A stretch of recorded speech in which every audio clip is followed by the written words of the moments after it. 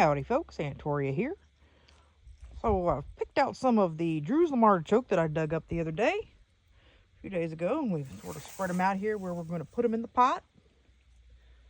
It's going to be part of our preserving. We're going to preserve our Jerusalem artichoke this way. I'm going to take my little digger, make a little hole, just a couple inches deep, and then we'll take our little tuber and kind of stick him down in and cover him up.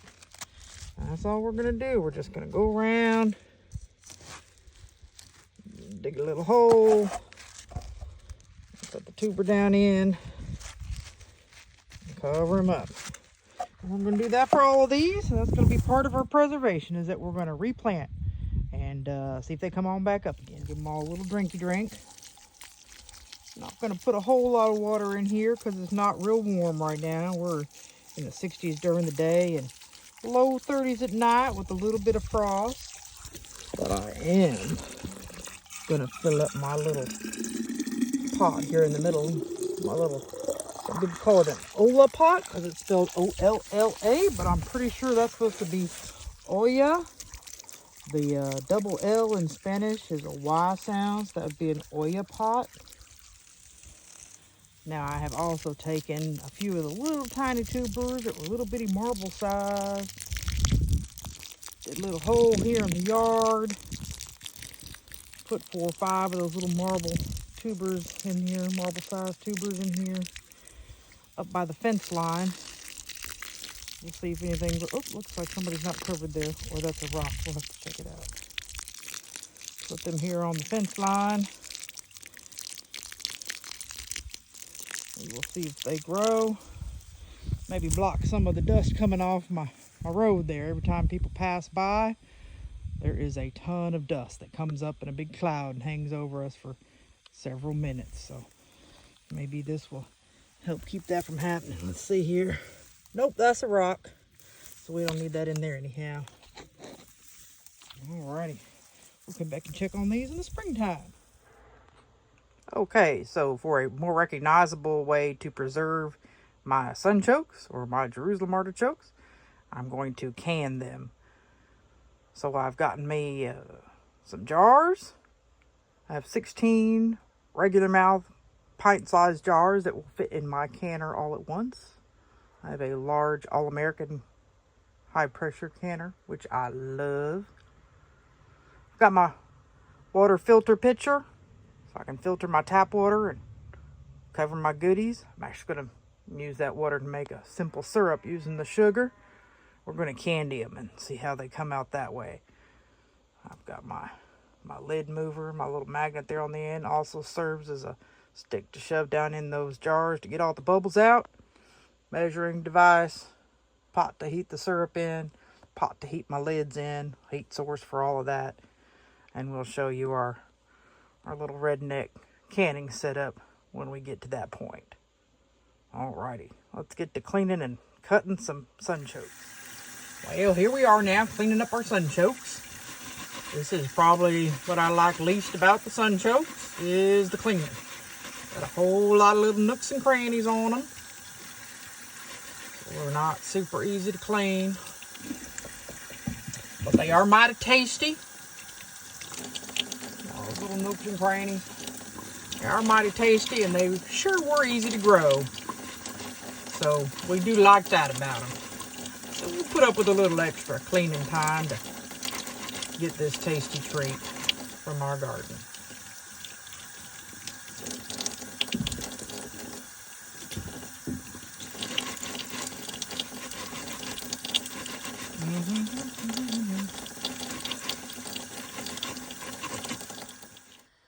We'll get that simple syrup ready. Just sugar and water till all your sugar dissolves. I do about a 1 to 4 ratio sugar to water. That's somewhere between light and medium.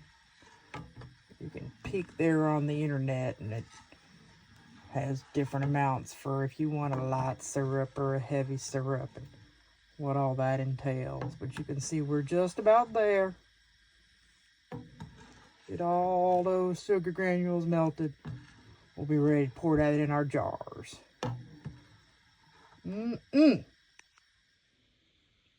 Alrighty, now we've used our handy dandy funnel to put all our little bits of sunchoke in there. Put our simple syrup all around. We'll use our stick to go down on the sides. Make sure we get all the air bubbles out. Be sure to use a plastic stick for this. You don't want to use anything metal because it might chip the glass. Got to be real careful about that. Be sure to leave your head space up top here. You can find it on the internet, or the ball canning book has all the head spaces. I believe it's a 1/2 inch head space for the pint-sized jars. And then get your paper towel with some vinegar on it.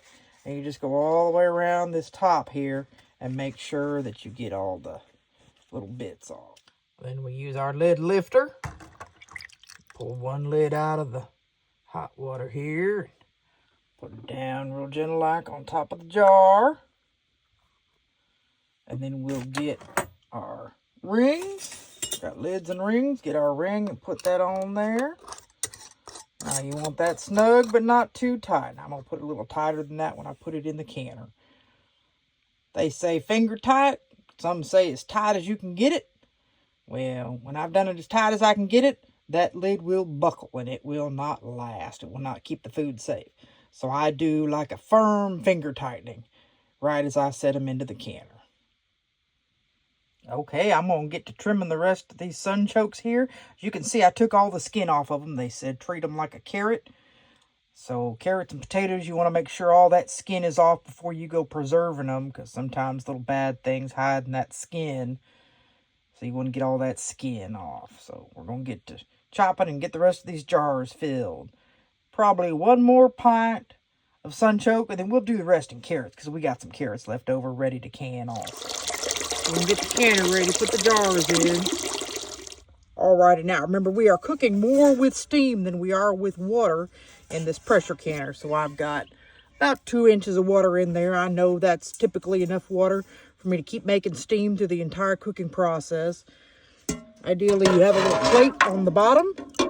You do not want your jars setting directly on the pan. They need to be set up off the bottom with something. Now, I have seen people use a wet tea towel and put that tea towel in the bottom, put their jars on that. I've seen that for water bath. I have not seen that for pressure cooking. So I'm not recommending it. I'm just, saying what I saw. Now, when you do pints and you do 2 levels, you put your layer of pints and then you put your second pan in there and put your second layer of pint jars on it. So we're not quite ready for that. But you do want to remember, put your little splash of vinegar in there. Don't have to have the vinegar, but it sure does help with the cleanup at the end. Because typically your jars will get a little messy when they vent, and that vinegar will help keep them from being as gooey when they come out. You're still probably going to want to wash them before you set them on your pretty shelf. Here we are at my redneck pressure canning center. Got some old T-posts, some old bits of wood, an old rubber mat. Give me a little wind block. Gets a little breezy out here once I put my fire out. Got my high pressure burner. Got that in a turkey fryer set. Little high pressure burner stand there. The propane tank. That red knob there on the hose for the propane tank. That means it is high pressure. That is what you want for pressure canning. You want the high pressure propane. That little burner on the side of your barbecue pit, that is low pressure. That is not going to be enough to get your pressure canner up to temperature. Alrighty, now we got our leftover sunchoke in jars. Filled up the rest of the pot with some carrots. And we are ready to get to cooking on our high pressure canner here. So put the lid on.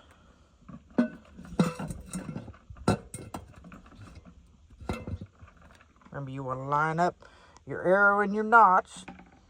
All your high pressure canners, all your pressure cookers will have a notch or a mark or an arrow of some sort that you need to line up. Make sure you get that lid on in the correct orientation each time.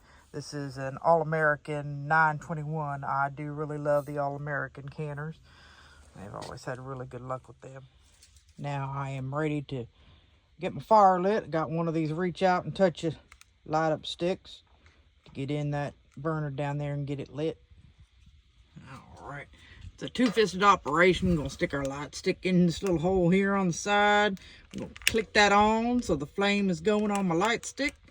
Once that flame is on, we will come over here and we will turn on the propane tank. Then we will turn on our hose, at which point we should have flame going underneath our pot.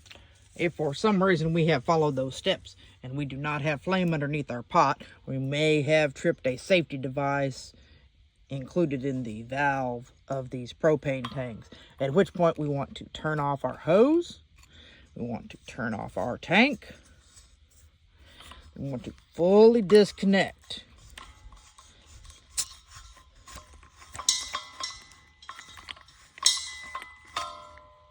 Once we have disconnected, the little safety ball inside this valve should have fallen back out of the way.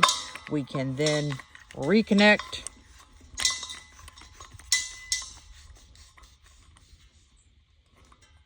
Making sure that's off. Turn the bottle on. Turn the hose on. And then we can light our flame. We have success. See the flame burning down in there? Let this pot get hot. Once we get steam coming out our little spigot there, we will count 10 minutes. Put our jiggler on. Alrighty, now we've had good steam coming out this little spigot for about 10 minutes now. So I'm going to take my jiggler here.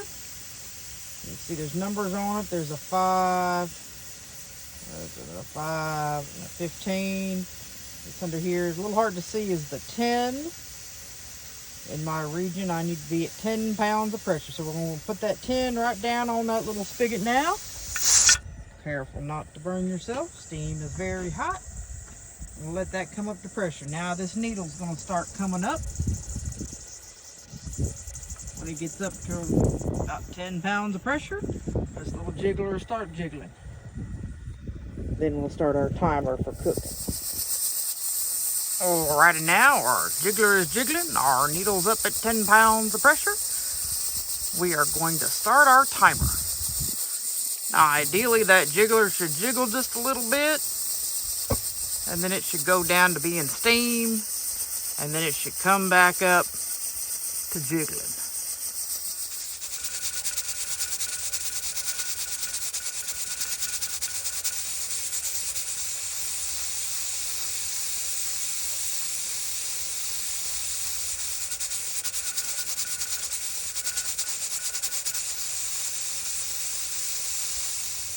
Alrighty, now our time is up, so we're just going to turn this burner off. Whoop, the wrong way. Turn that burner off. Turn our gas tank off. Just going to let this cool down. Alrighty, now that pressure gauge all the way back down to 0. Should be able to take off this jiggler. Just a teeny-tiniest little hiss. That means it's safe to take that lid off now. Get you a pair of jar lifters and lift those jars out, set them someplace cool. Ooh-wee. There's our first jar of candied Sunchokes. Don't they look delicious? Well, thank y'all so much for joining me here today. God bless.